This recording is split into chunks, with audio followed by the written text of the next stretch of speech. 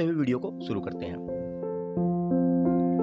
नमस्कार, आप सभी का बहुत बहुत स्वागत है। घर बनाते समय हम सबकी कोशिश होती है कि घर का फाउंडेशन और कॉलम बिल्कुल मजबूत होना चाहिए, और कॉलम को मजबूत बनाने का वर्क मिस्त्री द्वारा किया जाता है। तो कुछ मिस्त्री इस तरह का कॉलम बना देंगे कि भाई साहब देखने से ही आपको बिलीव हो जाएगा कि इस कॉलम में किसी भी तरह की दिक्कत नहीं है, यह कॉलम पूरी तरह से मजबूत है। जैसे आप यहाँ पे देख सकते हैं कि मिस्त्री ने पूरी ईमानदारी के साथ एक अच्छा कॉलम बनाया है, जिसे देखने से ही लग रहा है कि भाई साहब इस कॉलम में कोई भी दिक्कत नहीं है। बट भाई साहब कुछ मिस्त्री ऐसा कॉलम बनाते हैं कि उस कॉलम को जो भी देखेगा वो ही चार बात सुना के जाएगा। जैसा कि आप इस कॉलम को देख सकते हैं, इस कॉलम को यदि आप ऊपर से नीचे तक ध्यान से देखेंगे तो आपकी समझ में आ जाएगा कि इस कॉलम को बनाते समय मिस्त्री ने कितनी बड़ी लापरवाही की है, जिससे पूरा कॉलम बर्बाद हो गया।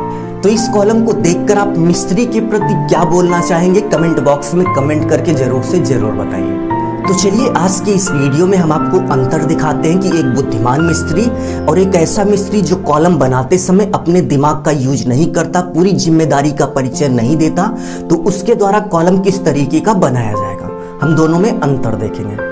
इस वीडियो को बनाने का उद्देश्य यही है कि कॉलम बनाते समय किन किन बातों का ध्यान रखना चाहिए, जिससे सोसाइटी में एक अच्छे से अच्छे घर का निर्माण हो सके और किसी भी क्लाइंट को, किसी भी घर बनवाने वाले को कॉलम को लेकर कोई दिक्कत ना आए। तो चलिए देखते हैं कि एक बुद्धिमान मिस्त्री का कॉलम कैसे बनता है।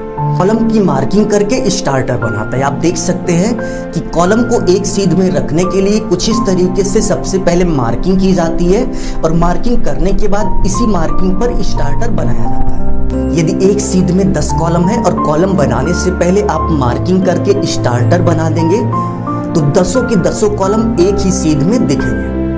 तो एक बुद्धिमान मिस्त्री कॉलम बनाते समय सबसे पहले स्टार्टर मार्किंग करेगा। यदि आप कॉलम बनाने से पहले स्टार्टर मार्किंग करके स्टार्टर बना लोगे तो सभी कॉलम एक सीध में आएंगे। और यदि हम दूसरे टाइप के मिस्त्री की बात करें तो वो कॉलम बनाते समय स्टार्टर नहीं बनाएंगे, वे कॉलम की शटरिंग करेंगे और कॉलम की शटरिंग करने के बाद तागे से एक बार चेक कर लेंगे कि हमारा सभी कॉलम सीधा है या नहीं। और यदि आपने बिना स्टार्टर लगाए कॉलम की शटरिंग लगा दी तो कॉलम में कंक्रीट फिल करते समय कॉलम थोड़ा बहुत इधर उधर हो जाता है, यानी कि थोड़ा सा टेढ़ा हो जाता है। तो यही सबसे बड़ा कारण है जिससे कॉलम एक सीध में ना रह के थोड़ा बहुत टेढ़ा हो जाता है।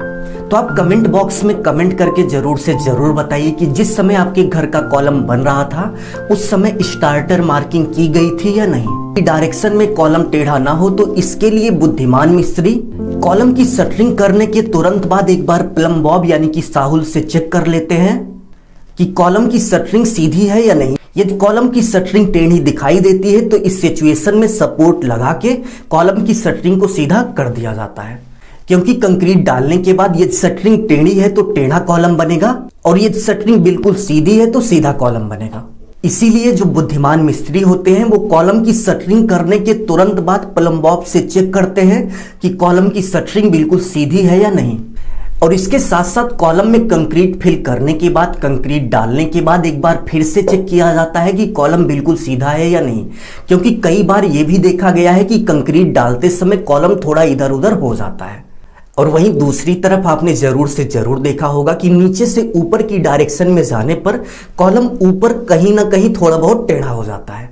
तो इसका मतलब आप समझ जाइए कि कॉलम बनाते समय मिस्त्री ने साहुल का उपयोग सही से नहीं किया, कॉलम को साहुल में नहीं बनाया, कॉलम को प्लम बॉब में नहीं बनाया। सो यदि आप चाहते हैं कि आपके घर का कॉलम बिल्कुल सीधा हो तो कॉलम की शटरिंग करने के बाद एक बार आपको प्लम बॉब से चेक करना है, यानी कि साहुल से चेक करना है, और सेकेंड टाइम आपको दोबारा कंक्रीट फिल करने के बाद भी चेक करना है कि कॉलम बिल्कुल सीधा है या नहीं। यदि आप इतना करते हैं तो आपका कॉलम नीचे से ऊपर की डायरेक्शन में बिल्कुल सीधा होगा। कई बार यह भी देखा गया है कि शटरिंग टेढ़ी होने से भी कॉलम टेढ़ा हो जाता है।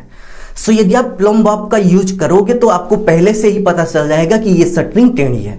सो आप कमेंट बॉक्स में कमेंट करके जरूर से जरूर बताइए कि आपके घर का कॉलम सीधा बना है या नहीं। थर्ड नंबर प्रॉब्लम की बात करें तो आपने जरूर से जरूर देखा होगा कि कॉलम बनने के बाद कुछ इस तरीके से कॉलम में हनीकॉम्ब आ जाता है, यानी कि कॉलम में केवल गिट्टी ही गिट्टी दिखाई देती है, या फिर कॉलम में कोई ऐसा भी स्थान होता है जहां पर मटेरियल नहीं पहुंच पाता। तो इस प्रॉब्लम को हम हनीकॉम्ब बोलते हैं।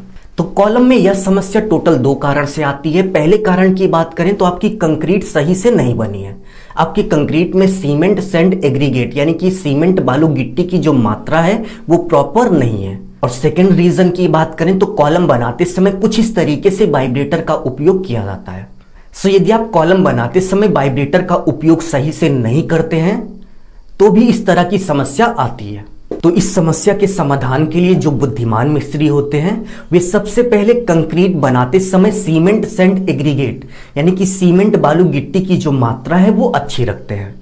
एग्जाम्पल की बात करें, यदि आप कंक्रीट बना रहे हैं और ये कंक्रीट में गिट्टी की मात्रा ज्यादा हो गई, एग्रीगेट की मात्रा ज्यादा हो गई, तो इस सिचुएशन में इस तरह की प्रॉब्लम आने के चांसेस बहुत ज्यादा होते हैं।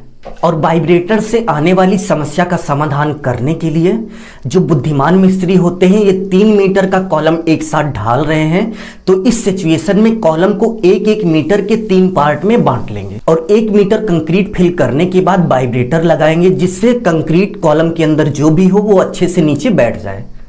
और 1 मीटर पर वाइब्रेटर वर्क करने के बाद फिर से 1 मीटर कंक्रीट फिल करेंगे और उसके बाद फिर से वाइब्रेटर वर्क करेंगे। सो कॉलम में कंक्रीट भरते समय इस बात का विशेष ध्यान दीजिए कि हर 1 मीटर के बाद आपको एक बार जरूर से जरूर कॉलम में वाइब्रेटर वर्क कर देना है, जिससे जो कंक्रीट है वो अच्छे से बैठ जाए। तो बुद्धिमान मिस्त्री कॉलम में वाइब्रेटर लगाने का विशेष ध्यान देता है। और यदि हम एग्जाम्पल की बात करें तो आप यहाँ पे देख सकते हैं कि कॉलम के बीच में केवल आपको गिट्टी ही गिट्टी दिख रही है।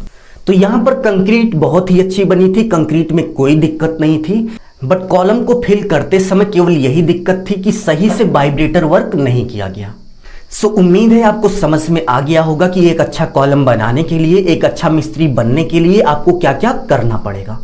अभी के लिए बस इतना ही। यदि आपने अभी तक वीडियो लाइक नहीं किया तो प्लीज लाइक कर दीजिए। If you learn something, please